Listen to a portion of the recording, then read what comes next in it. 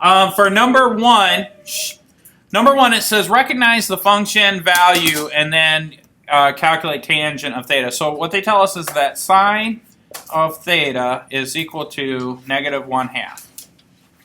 Cosine of theta is less than 0, which is negative. We can see your... I know. I haven't put it on the screen yet. And what they asked us to do is find tangent of theta.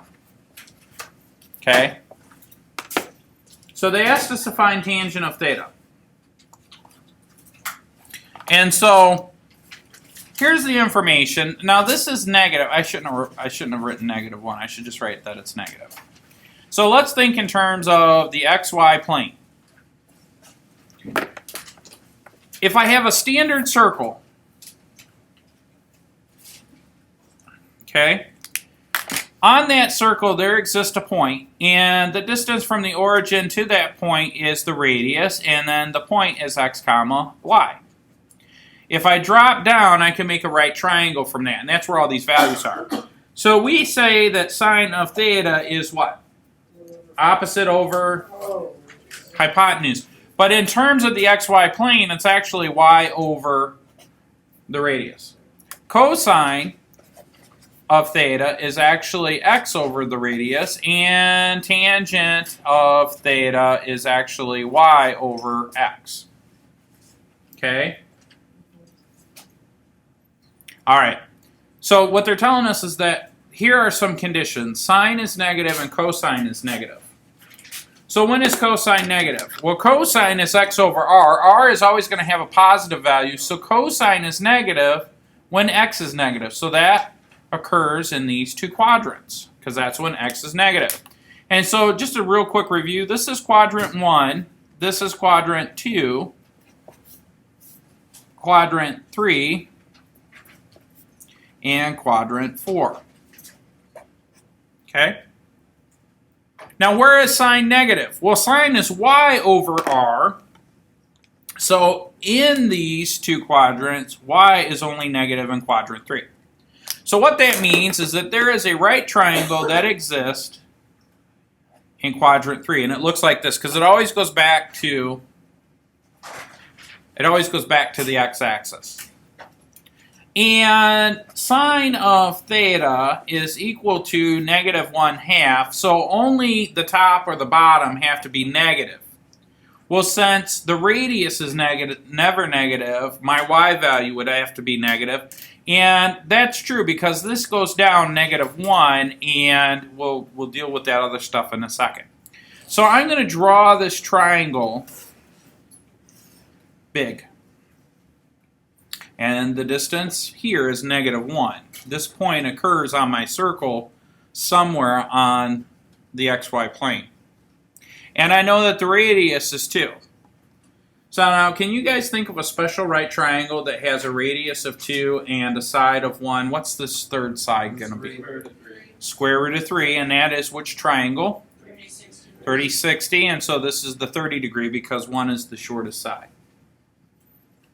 So then this is my y value, this is my r value. What's this? X value.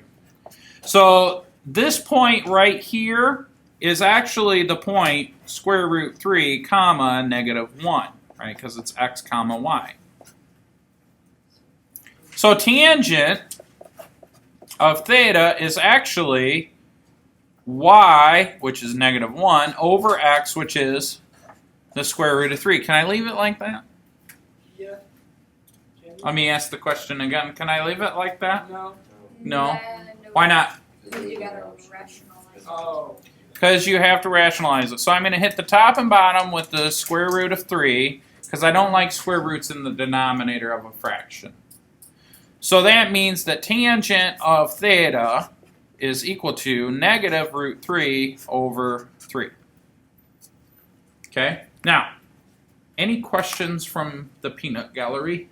Yes. Okay. Related to this problem? Yes. Yes. So I'm just not exactly sure how you decided the triangle was in that quadrant, because in the beginning you drew that line with demonstrating the radius and a different one. So why did it suddenly switch?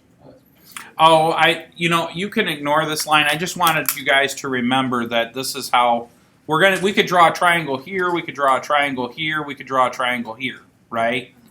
And so this would be the radius, and then there's the point x comma y.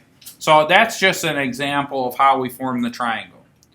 But the way that I made my decision is, that's a great question. So let me repeat the question, and then I'll answer it real quick. The question was, Mr. Adams, when you first went through the problem, you drew an XY plane, and I got a little confused, and I drew it all on one graph. So let me draw two separate graphs. So the first portion that I wanted you guys to know is that when it comes to these trig functions, we're always going to deal with some sort of standard circle, and that's not a very good circle, but it's a circle nonetheless. And so from here to here, this is the radius, because we're always going to drop back to the x-axis, and the radius should be the same if I draw a symmetrical circle, right? So we're going to use our imagination and just assume that the radius is equidistant from the center of the origin.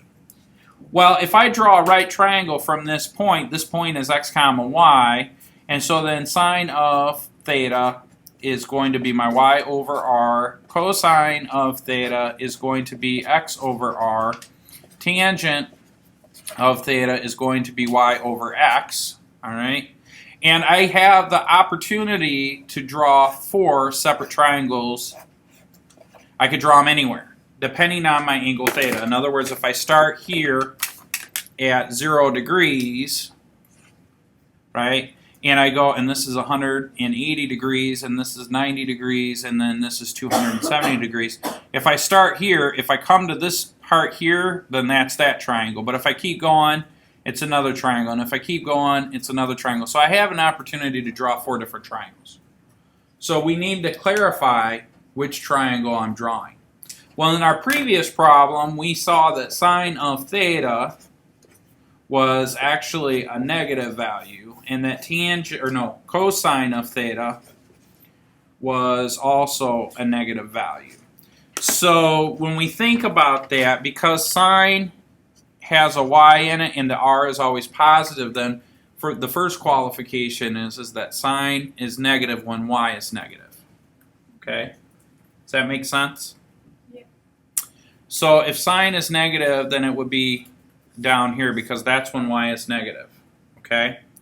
Now, if I do cosine being negative, cosine, r is always positive because it's the radius. So we have to think of when x is negative.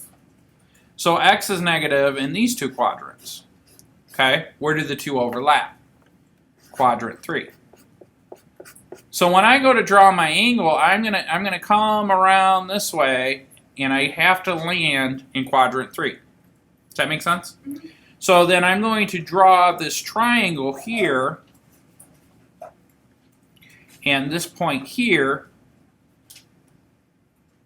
is my xy.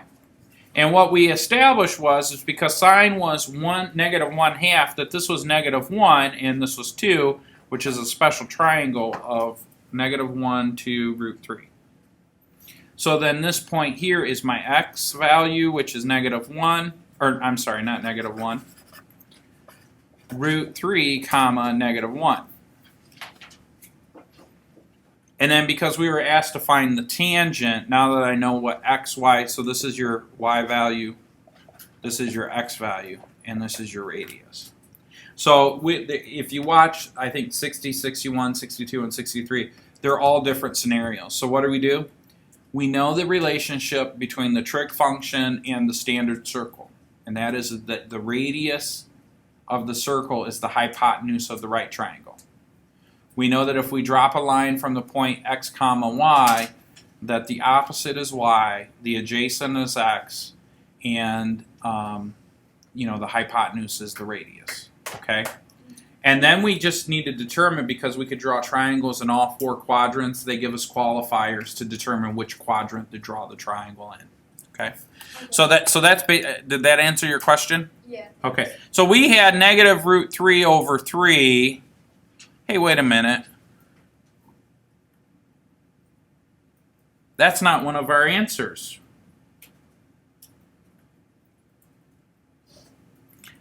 Oh, you know why? Mr. Adams made a mistake.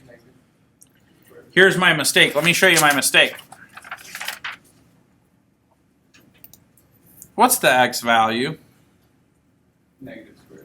It's negative square root of 3. So since this is a negative square root of 3, then I have a negative over a negative. Right? So this would be negative square root of 3, which would be negative square root of 3, negative square. So anyways, this becomes positive. So it should be root 3 over 3. Good thing we double checked that.